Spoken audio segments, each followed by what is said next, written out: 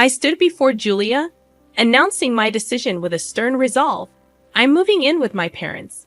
If you're against it, then let's get a divorce, I declared, my voice devoid of any emotion.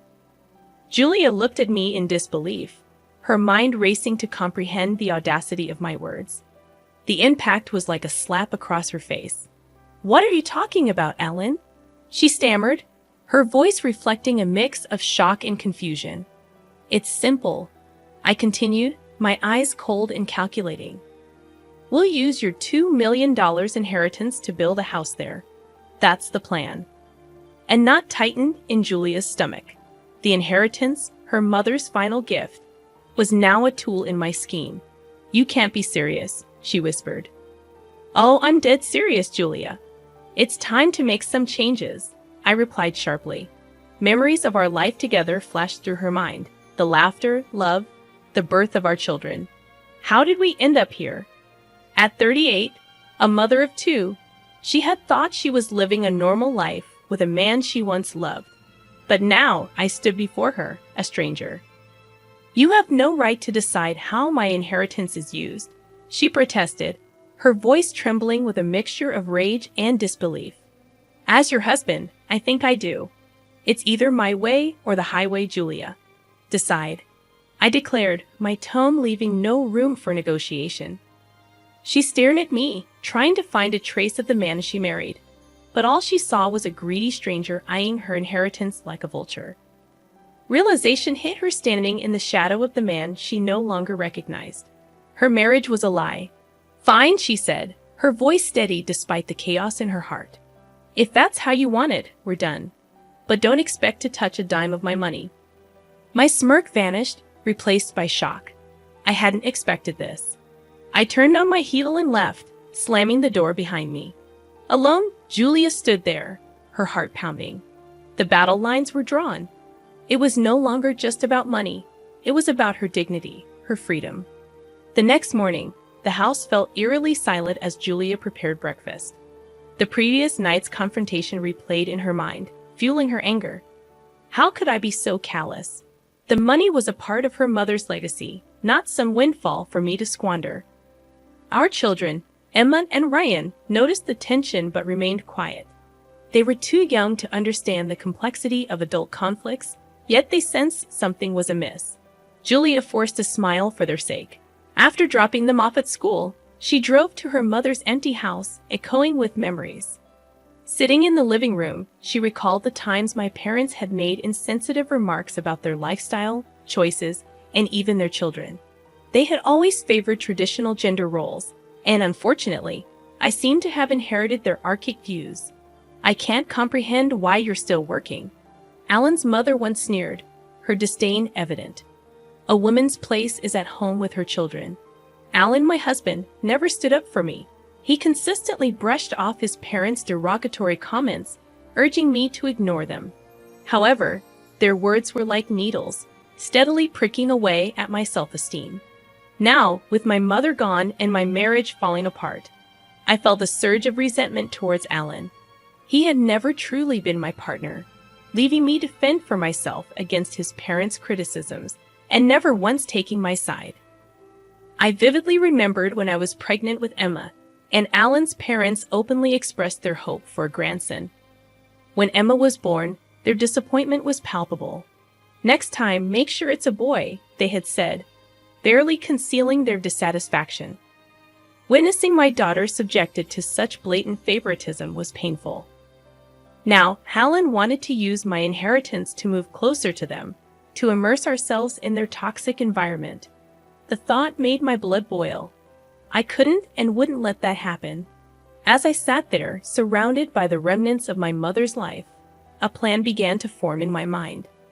I refused to be bullied into submission.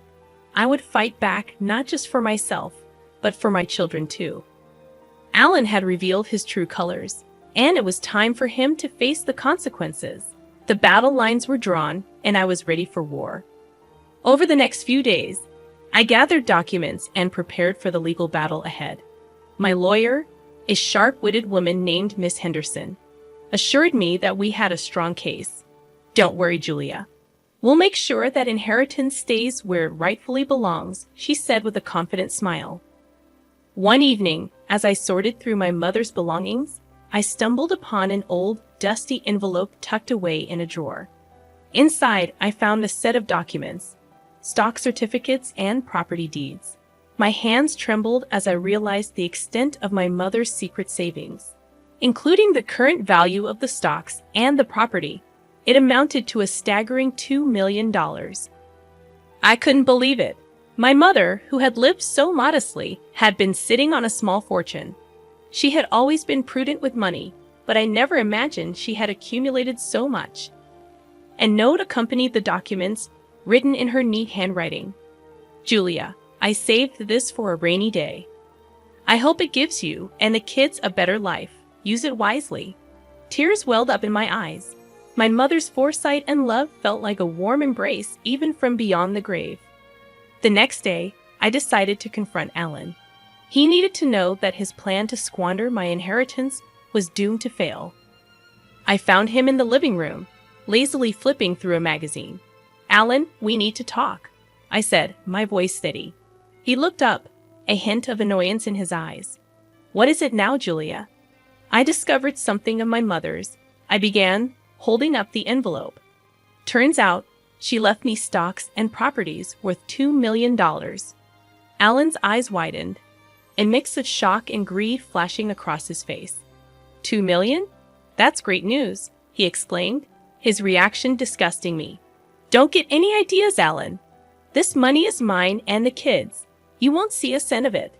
His expression turned dark. You can't keep it all to yourself, Julia. We're married. What's yours is mine, he retorted. I felt a surge of anger. You've shown your true colors, Alan. You don't care about me or the kids. All you see is dollar signs. Alan stood up, his face red with anger. You're being selfish, Julia. I'm thinking about our future, about our family. What family, Alan? The one you're ready to abandon for your own selfish needs. I shot back. He took a step towards me, fists clenched. You'll regret this, Julia. I'll make sure of it. I stood my ground, unwavering. Bring it on, Alan. I'm not afraid of you anymore. He stormed out of the room, leaving me alone with my thoughts. I knew this was just the beginning of a long and bitter battle, but I was ready for my children, for my mother's legacy, and for myself. The following week was a whirlwind of legal consultations and tense silences at home. Alan's attitude had shifted from shock to a cold, calculated aggression. He was like a caged animal, desperate and dangerous. One evening, as the kids were asleep, Alan cornered me in the kitchen. His eyes were wild, his posture aggressive. You think you're clever, Julia. Hiding that money from me, he accused. I leaned against the counter, my heart pounding but my voice steady. It's not about being clever, Alan. It's about what's right. That money is for me and the kids, not for your deluded fantasies. He slammed his fist on the countertop, making me jump. I am your husband. I have rights to that money. You're just a... His words were like venom, but I cut him off. A what, Alan? A woman who won't bow down to your greed and bullying. His face contorted in anger. You'll regret this, Julia. I'll make sure you don't get a dime of that money. I could feel the danger in his words, but I refused to show fear. Is that a threat, Alan? He leaned in, his breath foul. It's a promise. I pushed past him, my body shaking with adrenaline. We'll see about that. The court will decide. As I walked away, his voice followed me, filled with malice. You're going to be left with nothing, Julia. Nothing. The next day, I received a call from my lawyer. Julia, Alan has filed for divorce. He's claiming half of your inheritance. I took a deep breath, feeling a mixture of fear and determination. Let him try. I'll fight him every step of the way. Miss Henderson's voice was firm.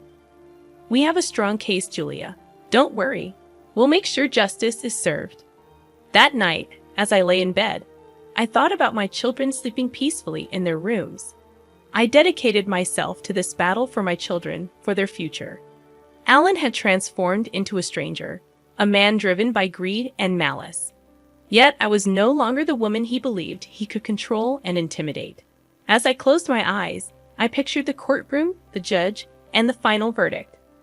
I envisioned myself standing tall, fighting vigorously, not just for the money, but for my dignity, my children's future, and the quiet strength my mother had always exemplified. This was my battle, and I was prepared for it. The ensuing legal battle was arduous. Alan's strategy was transparent, to portray me as an uncooperative wife, hoarding the family's resources. However, his arguments were feeble, more rooted in desperation than in law. One afternoon, we faced each other in mediation, a final attempt to settle before the court hearing. Alan sat across from me, his lawyer by his side, his gaze cold, and his demeanor smug. "Let's be reasonable, Julia," his lawyer began. "Alan is entitled to a portion of this inheritance.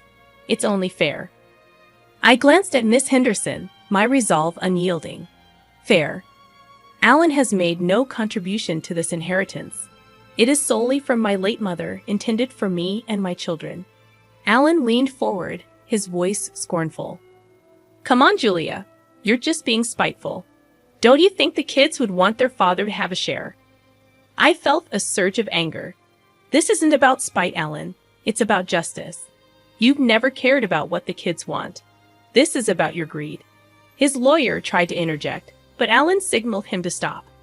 "You think you can just take everything, don't you, Julia? Play the grieving daughter and the victimized wife." I met his gaze squarely. "This isn't a game, Alan. You're the one trying to take what isn't yours."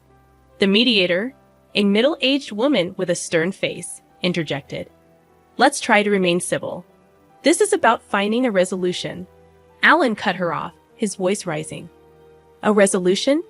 She's the one being unreasonable." I could feel the tension in the room, thick and suffocating. I spoke calmly yet firmly.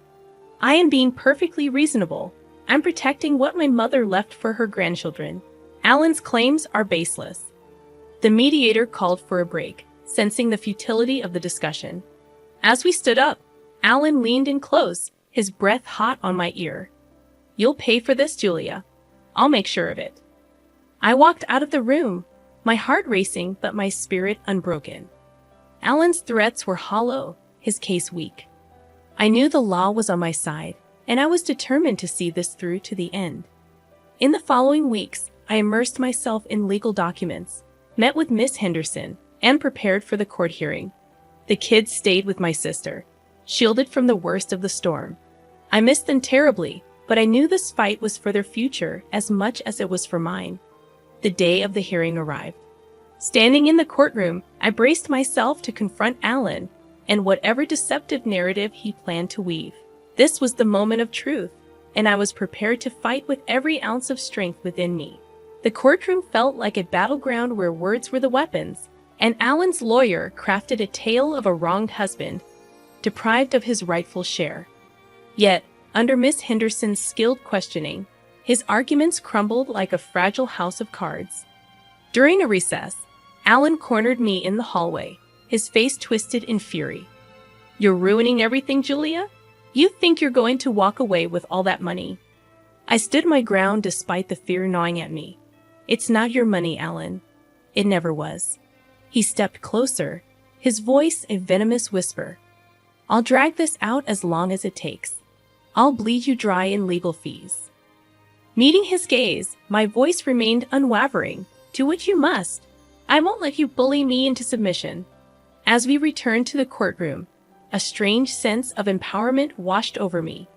Alan's threats were hollow, his bravado a mask for desperation. The final verdict was a vindication. The judge ruled in my favor, acknowledging the inheritance as my sole property. Alan's face, as the judgment was delivered, reflected defeat. However, the victory was bittersweet. I had won the legal battle, but at the cost of my marriage, the family I had known shattered. In the weeks that followed, Alan's life unraveled. His reputation, built on lies and intimidation, crumbled. The community saw him for the greedy man who had attempted to take advantage of his wife's inheritance. Rumors reached me about his struggles, lost job, lost friends, lost standing in the community. It was a steep fall from grace, and I couldn't help but feel a sense of poetic justice. One evening, a mutual acquaintance called. "Julia, have you heard about Alan?" I hesitated. "No, what about him?" "He's moving out of town, lost his job, his house. He's pretty much broke." I felt a pang of not quite satisfaction, but something close. Alan had reaped what he had sown. He had tried to destroy me, but in the end, he had destroyed himself. I hung up the phone and looked at the picture of my children on the mantel. This fight had been for them, for their future and security. As I tucked them into bed that night, I felt a sense of peace. The battle was over, and we had emerged stronger. We were free from Alan's shadow, ready to start a new chapter. Our lives would be different, but we would be okay. We were together, and that was all that mattered. In the months following the court ruling, life settled into a new rhythm. The victory in court gave me a sense of closure, but marked the beginning of a new journey, one of healing and rebuilding. I decided to sell the house, the scene of so many bitter memories. Each item I packed was a step away from my past with Alan. I was determined to create a better future for Emma and Ryan. While going through some old boxes in the attic one day, I found a picture of Alan and me in happier times. For a moment, I allowed myself to grieve for the life I thought I had, the love I thought was real. But as I looked at his smiling face in the photo, I realized that the man I had married no longer existed. He had shown his true colors, and they were dark and ugly. I tossed the photo into the trash bin, a symbolic gesture of letting go. Moving to a new town brought a fresh start. I found a cozy home in a friendly neighborhood, and the kids enrolled in a new school, soon making friends. I focused more on my writing, finding solace in the worlds I created with my words. One evening, as I was tucking Emma into bed, she looked up at me with her big, innocent eyes. "Mom, do you miss Dad?" The question caught me off guard. Sometimes I miss who I thought your dad was, but we're better off now. We're a strong team, just the three of us. She nodded, a wise look in her young eyes. "I like it here, Mom. I like our new home." Her words filled me with warmth. We had indeed come a long way. As I lay in bed that night, I reflected on Alan's downfall. His greed and malice had backfired, leaving him with nothing. While I harbored no joy in his misfortunes, there was a sense of justice in how things had turned out. The kids and I had a long road ahead, but we were on the path to healing. The inheritance, now securely invested, would provide for their education and our future. I closed my eyes, thinking of my mother. Her strength and foresight had saved us. In her wisdom, she had given me the means to protect myself and my children. As I drifted off to sleep, I felt a sense of peace. The storm had passed, and in its wake, it had left clarity and hope. We had weathered the worst, and now a new day was dawning.